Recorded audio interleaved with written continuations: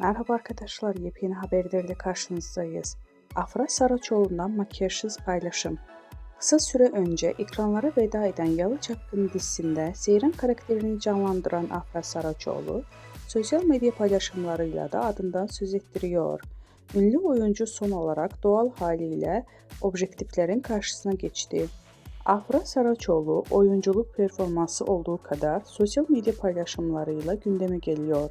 Ünlü oyuncu son paylaşımda doğal halini gözler önüne serdi. Sosyal medyada Afra Saraçoğlu'nun makyajsız hali büyük ilgi gördü.